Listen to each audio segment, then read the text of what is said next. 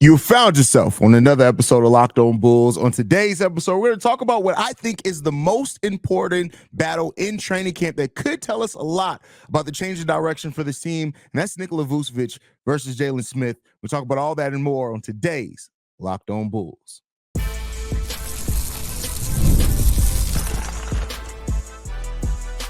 You are Locked On Bulls, your daily Chicago Bulls podcast. Part of the Locked On Podcast Network, your team every day.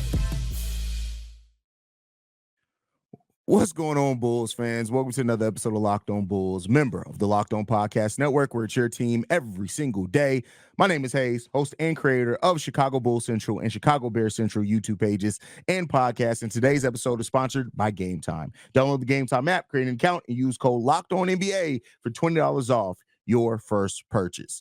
All right, Bulls fans, let's go ahead and get into it, man. I want to talk about this camp battle. I'm actually excited that we even have a camp battle. Now, again, this is all kind of built around the talk that we got, and we talked about a little bit a couple of weeks ago in regards to Jalen Smith reportedly was promised a opportunity to either start or outright win the starting position. Now, that's a big, tall test, and I think when you look at it, right, especially when it comes down to Nikola Vucvic and Jalen Smith, it's really a battle of styles, right? We know what Nikola Vucevic's stats are. Jalen Smith has never put up anything close to the raw stats that Nikola Vucvic put up, even last year, in which many Bulls fans would consider a down year for Nikola Vucvic.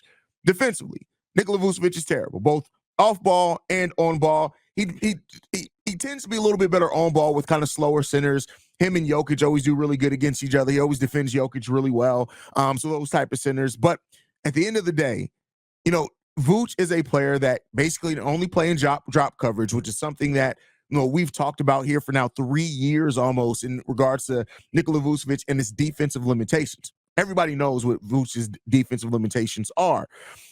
And one of the things with Vooch as well has been the declining three-point shooting percentage. Now, in that Mark Stein interview, which we talked about on our last episode, is that Nikola Vucvic did talk about how much he has been working on his three-point shot, that he does want to become a little bit more effective. That he's not really changing his whole shot, but the mechanics, where his foot placement is, tucking his elbow, things like that. Those are similar things that we heard from like Ayo Dosunmu when he talked about how Peter Patton helped him change his three-point shot. But the difference is Nikola Vucvic is 34 years old. Ayo Dosunmu is only entering now his fourth year into the NBA, where, the expectations of how those guys can still change their game are a lot different at this point, right? So, I'm glad the Vooch is working on it. I'm always down and I always appreciate hearing veterans talk about their ability to still work on and kind of perfect aspects of their game. But then when you look at Jalen Smith and what he could potentially bring to the Chicago Bulls team if he does become the starting center for this team, hey, not much better of an on-ball defender, slightly better of an on-ball defender. Jalen Smith, I think a lot of Bulls fans have started talking about him, not everyone, but have started talking about him as if he's like this great defender. And unfortunately, Jalen Smith has not been that yet. He hasn't been that. He's been solid weak side defender. He's a way better rim protector than Nikola Vucvic for sure, right? You can't take that away from him at all, even though he averages over less than a block per game for his NBA career. I've told you guys before, when it comes down to rim protection, blocks aren't the only indicator of protecting the rim, right? There's other things, how you deter shots, things like that definitely matter in the sense of trying to look at how a player protects the rim. So, Jalen Smith is better than that. But I think the biggest thing that you would have to look at for and how a Jalen Smith starting center would change the Chicago Bulls team is, A, he's much better in a fast-paced and up-tempo offense. You can see him moving a lot better in that up-tempo offense than you could Nikola Vucvic. I don't think many people are going to argue with that. Also, the three-point shooting. Now, while I don't want either one of these guys, I want to be clear here. I do not want to see Jalen Smith or Nikola Vucvic turn into these high-volume three-point shooting centers. I don't want that. That's not what you want. I don't want my center to necessarily be a three-point shooter. Now, I do want my center to be able to hit three-point shots, especially if it means keeping the defense a little bit more honest in certain cases, and especially as a trailer, as we're probably going to run a more high up-tempo style. Those are things that I absolutely do want out of a center. And, Vooch is by what he's talked about, is trying to start bringing that for the Chicago Bulls. I don't feel overly confident in it, but he is trying to get there for the Bulls, and we'll see if he's able to. But Jalen Smith is a player that shapes up to be able to do that a lot more consistently, a lot better. And he's younger. And like I said, the up tempo, the lob threat, right? As well as Jalen Smith. He is a lob threat out there with Nikola Vucvic.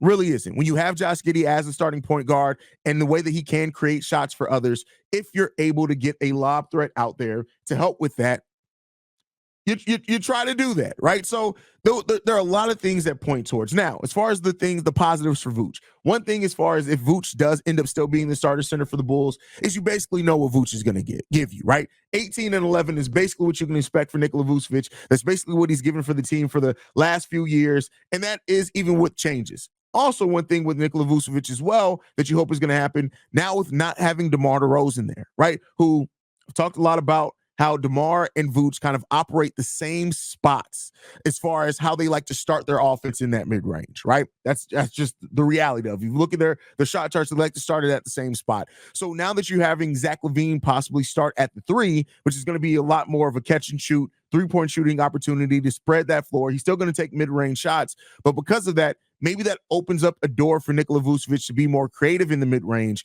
You're getting more offensively out of Nikola Vucvic, and that's what it comes down to. The comparison between these two players, right? When you look at it, these are getting raw numbers. Volume is not necessarily taken into consideration here, but Jalen Smith, 68% true shooting percentage last year, whereas Nikola Vucvic had a 54 true shooting percentage as well. When you look at offensive rebounding, Jalen Smith is a much better offensive rebound per minute, right? So again, the numbers may not be that different, but when you look at the offensive rebound, quality in that is that Jalen Smith is in the 93rd percentile as far as offensive rebounds gotten while he's on the court. Nikola Vucvic on the other side of that is in the 26th percentile. It's night and day. So if you're also looking at getting more second chance opportunities, Jalen Smith puts you in a better place to be able to do that. You look at also the creations, the turnovers percentage. They're about the same. Nikola Vucvic actually turns the ball over a little bit more than Jalen Smith. Now, again, he plays a lot more minutes. He has more duties than what Jalen Smith, who's been a role player primarily with his time in Indiana. So that shapes up to be that. As far as also creation, that means creating for others. Nikola Vucvic, even with him not taking a lot of the half-court duties, is still in the 71st percentile as far as creating open shots for his teammates. Jalen Smith just isn't as good of a passer as Nikola Vucvic. He's in the 60th percentile. So those are the things that you want to look at is there. Now, as far as offensive plus minus, again, Jalen Smith, 80th percentile. He has a positive plus minus. As far as Nikola Vucvic, a negative plus minus of negative 0.3. Jalen Smith, positive 0.9, almost positive 1. Not a huge difference between those two, but enough of a difference. Defensive rebounding. This is where Vooch is better at. Vooch is in the 97th percentile as far as defensive rebounding, whereas Jalen Smith is in the 88th. But again, when you factor in getting considerably more offensive rebounds per percentage from Jalen Smith, that 9% difference between Jalen Smith and Nikola Vucvic could be something that you are able to withstand. Again, Josh Giddey, Kobe White, solid rebounders themselves. So maybe they're solid defensive rebounders. So maybe that kind of offsets there a little bit, as well as the rim protection, the block percentage. Jalen Smith blocks 2.9% of the shots on the court while he's out there. That puts him in the 81st percentile. Nikola Vucvic, not a shabby 2.75th percentile, but again, that 0.5 matters a lot. Because keep in mind, if you average a block per game, that puts you in a really good category, right? So, so it's that part of it as well. It's also versatile. When you look at switching better, Jalen Smith is a much better switchable defender. Still not the greatest on ball. You don't want to leave him out there on an island when he switches, but he's much better than Nikola Vucvic is that. Nikola Vucvic is in the 4th percentile as far as switchability, guarding positions other than center when he has to switch on those positions. So all that means, I threw a lot of data at you. What that means is that there are absolutely things that Vooch is much better at than Jalen Smith. But there are things that Jalen Smith is much better at than Nikola Vucvic as well. And the question is the makeup of this team and what you're trying to get out of your starting lineup, which one better helps support that? And I think that this battle, if Jalen Smith comes out of training camp as the starting center, it would truly mean a change of style. When you pair in Josh Giddey at your 1, Jalen Smith as your 5, right? Of course, with Kobe White, Zach LaVine, Patrick Williams as the other projected starters. That is a considerably different play style than what we've seen from the Chicago Bulls over the last handful of years. And I think, again, that this could end up being the most important camp battle that the Chicago Bulls have as far as telling us how much of their style is truly changing next season. But you guys can let me know how you guys feel on that down below. Next up, we're going to be talking about the Bulls making another signing that will probably end up on their G League team in EJ Liddel. But before we get into that, got to talk to you guys about a message from one of our sponsors, and that is BetterHelp. All right, Bulls fans, you guys know BetterHelp is one of my favorite sponsors here with the Chicago Bulls, here with Locked On Bulls, mainly because BetterHelp is just that important. Mental health is that important to me. I think you cannot overlook the importance of mental health. Me and Pat, we're both big advocates of what mental health means to us as men, especially. Sometimes we deal with stuff, right? And so, what's something that you love to learn? As an adult, do you make time to learn new things as often as you like, or was it lost in childhood? Kids are always learning and growing, but as adults, sometimes we lose that curiosity. What's something you like to learn? Gardening, a new language, or maybe finally beat your best friend in bowling? Therapy can help you reconnect with your sense of wonder, because back to school era can come at any age. If you're thinking about starting therapy, give BetterHelp a try. It's entirely online, designed to be convenient, flexible, and suited to your schedule. Just fill out the brief questionnaire and get matched with the licensed therapist and switch therapists anytime at no additional charge. Rediscover your curiosity with BetterHelp. Visit BetterHelp.com/LockedOnNBA today to get 10% off your first month. That's BetterHelp, HELP.com/LockedOnNBA. Again, make sure you guys go and check out BetterHelp. I'd really appreciate it. Thank you for making Locked On Bulls your first listen of the day. For your second listen, go and enjoy Locked On NBA podcast. There's no offseason in the NBA, and Locked On NBA provides daily basketball analysis from national experts in 30 minutes or less. No one keeps you as informed and entertained as Locked On NBA. Available on YouTube or wherever you get your podcasts. Part of the Locked On Podcast Network, your team every day. All right, everydayers, let's go ahead and get into it. So the Bulls signed EJ Liddel over last weekend. We didn't get to talk about that here over on Locked On Bulls. And this signing has really, when you look at this, the THT and the Kenny Lofton Jr. signing, these all kind of point to the direction of the Bulls filling out their training camp roster, for one, right? But also bringing in young guys who are like 22 to 23 years old that still have upside, right? And EJ Liddel, who was one of the players that me and Pat liked a lot during the 2022 draft.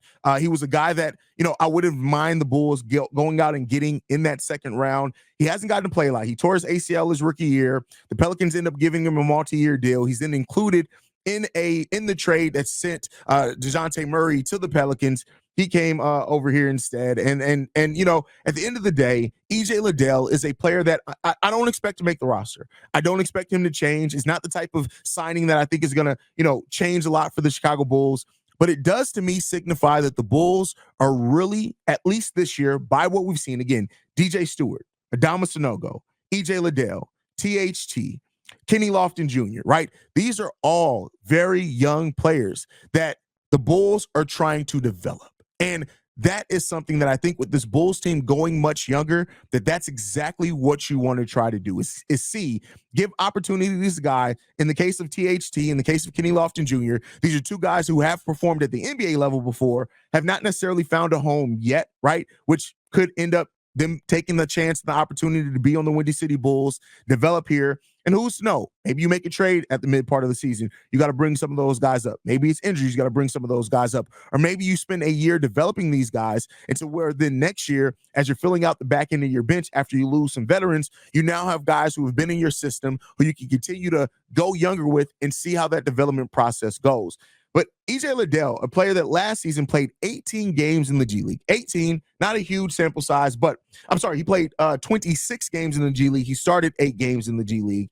He averaged 17.7 points per game. He did that on 50% shooting from the field, only 27% shooting from three, 79% shooting from free throw range, 7.8 rebounds, 1.7 assists, 0.6 steals, and almost 2 blocks per game. EJ Liddel was a player that drew some comparisons to Draymond Green. Now, while those comparisons, we're not going to expect him to hit those at all. But this is a quality signing by the Chicago Bulls for what it's worth. Again, to put it in perspective, this is an Exhibit 10 deal, which more than likely is going to turn into a G League contract, which then gets him a little bit of extra money for it. But also, the Bulls are building in kind of this spirit of competition in training camp that I think you can't overlook, right? You got, of course, the Jalen Smith Nikola Vucvic thing, which we just talked about. But then, of course, you got Ernola, who is on a partially guaranteed contract, which you could come off that contract and decide to keep one of these guys on your main roster. So these guys are going to be coming in and competing. And to me, if you build in competition into your training camp, that's what you want to see. That is what is going to get you the best case scenario out of looking at some of these guys. So because of that, I think that the Bulls are doing well in deciding to go about it the way that they have. Now, I look at this EJ Liddel signing especially as a guy that I was high on in the draft. I would love for him to come here, work out with the Chicago Bulls. Keep in mind, the Bulls didn't get EJ Liddel, but they went out and got Justin Lewis, a very similar player as far as body makeup, play style, and all of that. But EJ Liddel was drafted in the second round. He was drafted. And there was some initial thought process that he was going to have a path to at least be in the rotation immediately. Injuries took that away. Other things affected that. But now you have this 23 going on 24-year-old player, turned 24 in December, going on 24, that you can see what you can develop into. And I think, the thought process of EJ Liddel developing into a starter or anything like that, we're not even considering that. That's not what we're looking at right now, right? But one thing with the Bulls is that we know that this is a team that is not going to go into the luxury tax. And while you have contract extensions for Kobe White and Ayo Dosunmu coming up at the end of next season, this upcoming offseason, you got a contract extension to Josh Giddey, right? If you can start developing young pieces that can turn into role players for you to where you don't have to go out and pay to recruit those guys and pay a little bit more to bring them in, that's how you sustain, right? That's how you build something sustainable. Again, teams have done it before, but you're not looking at necessarily these guys to turn into all of a sudden great starters for you. But if they can turn, if two out of three or three of these guys turn into solid role players for you, right? Adama Sanogo, already somebody who's shown you at the G League level. Hey, maybe there's no more for him there. As the Bulls prepare to maybe move on from Vucvic, maybe there's a natural progression for him there. We need some help. We always need big help. So with that, Kenny Lofton Jr., maybe another guy that can develop, that's put up tons of points at times on the NBA level, has some conditioning worries, things like that. THT, a theoretical 3-and-D player, which he's never really shot the ball from three effectively or really been a great defender, but has been a player that's averaged 10 points per game in 20 minutes per game. But again, maybe you look at something there. So it's all kind of relative. And I think it's all getting to the point where the Bulls are clearly, to a degree, committed to developing young talent. And your G League team is where you can do that at the most. That's really where you can develop some young talent at and take chances and opportunities at guys that you wouldn't bring up to the main roster, but you would want to see, hey, can we get something out of this guy? And if you are able to get something out of him, EJ and these other guys, to me, that's good. But overall, this battle let me not look forward too much. All these guys are going to try to make the Bulls roster. All of these guys in training camp, in preseason, because keep in mind, you're going to see these guys play more in preseason than what you're going to in the regular season. All these guys are trying to show that they deserve to be on the NBA roster. THT, who's on the Lakers, who was on other teams, you think he's coming into this saying, oh, yeah, I'll get a little extra money. I'll sign in the G League. We'll be cool there. No. He's not taking it for granted. He doesn't want to just be, he doesn't have the aim to be in the G League. That's not what he came here to do, right? He's trying to do more than that. EJ Liddel is a player that's been driven, that got the multi-year contract as a second-round pick, had some things taken away from him, but he's trying to show and prove that he belongs in the NBA. Kenny Lofton Jr., a player that a lot of people thought should have played more in Memphis, he's trying to actively show he belongs in the NBA. These guys aren't just coming in here just to be ho-hum and say, hey, we're glad that we got on a training camp roster. No, these are guys that are coming in and they're going to try to put pressure on anybody that's in front of them that could be an obstacle for them getting and making their dream of getting into the NBA. And for that, I'm not mad at the Bulls going out and finding some of that. I'm not mad at it. We just got to see how these guys are developed, and are the Bulls going to really develop these guys and what the G League is going to look like. We know we got Billy Donovan III down there as the head coach of the Windy City Bulls. So to see how he's going to develop and things like that, as well, and keep kind of similar systems. But I tell you what, as somebody who's going to cover the Windy City Bulls this upcoming year, this is going to be a physical team in the G League. And this may be one of the more fun G League teams to watch that the Chicago Bulls have placed out there. Not expecting everybody to really care about G League, but somebody who does watch every G League game, or for the Windy City Bulls, kind of excited to see what we're going to have there, man. So let me know what you guys think on all that, man, and how you guys feel about, the Bulls bringing in EJ Liddel, and do you have any hopes for him to actually turn into something for the Chicago Bulls? Let me know all that down below. Next up, we're going to finish on this on Will Perdue updating what his future is going to look like with NBC Sports Chicago shutting down. We'll talk about all that, but first, we got to get into a message from FanDuel. All right, Bulls fans. So with the NFL season starting, the NBA season getting ready to launch back up, we are 40-something days away from the start of the actual NBA season. Sports are back on, and with sports being back on, there's no better place than FanDuel. I'm sure you guys heard us talk about FanDuel a lot. It's America's #1 sports book, and we have something a little different from you now from FanDuel. Now through September 22nd, all FanDuel customers can bet $5 and get a 3-week free trial of NFL Sunday Ticket from YouTube and YouTube TV. I can't stress enough, you guys, how good it is to get. This is a great deal. 3 free weeks of NFL Sunday Ticket, especially if you live out of market from your favorite teams, or even without that. If you're just somebody who just loves watching football and you want to have every game available to you, FanDuel is offering you a way to do that by only having a $5 bet. Then with the YouTube TV base plan, you'll be able to watch every regular season game every Sunday afternoon, even every out-of-market game as well. All you need is your Google account and your current firm of payment, and you can cancel at any time. Just visit FanDuel.com to download America's #1 sportsbook. All right, Bulls fans. So with that said, the last topic that I want to talk about a little bit today is that we know that NBC Sports Chicago is shutting down, which employs a lot of great people. Jason Goff, Kendall Gill, Will Perdue is one of those guys, Casey Johnson, right? And so Will Perdue came out and said that he will not be making that move to the Chicago Sports Network. Unfortunately, he said that he got a call from the Chicago Bulls, and it basically laid out the fact that he will not be retained. Now he does have an opportunity to be able to come on as a guest, right? And it is what it is when it comes down to that. Business decisions have to be made. At times you have to move on from things, and that's just where they are right now. He said that the Bulls called on Friday and said, we made a decision that we're going to go with a 2-person crew. They're going to go with a host and an analyst. So right now it's expected that host and analyst to maybe be Jason Goff and Kendall Gill. And it's unfortunate, man. Will Perdue, somebody who was a former Bull, who won 3 titles here, all those type of things. And while I didn't always agree with Will Perdue's takes, I think that Will Perdue is somebody who he's just been a voice of the Chicago Bulls. And if you've been a fan of this team for long enough, you've heard Will Perdue's takes, you've heard his analytics and everything. And so, it's unfortunate. That's one of the downsides to the move from NBC Sports Chicago to the Chicago Sports Network.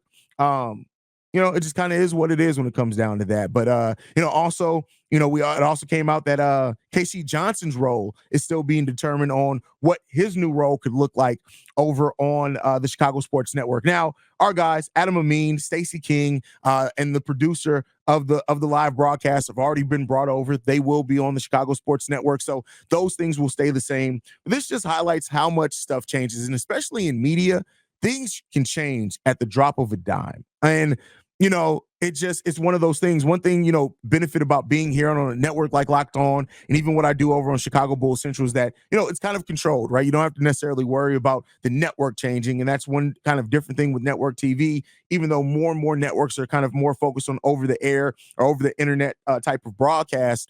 But, it sucks, man. And, feelings out to Will Perdue. But one thing that we know in this game, regardless of what happens, like with Casey Johnson, regardless of what happens with Will Perdue, if they want to stay talking about the Chicago Bulls, the benefit of where we are right now is that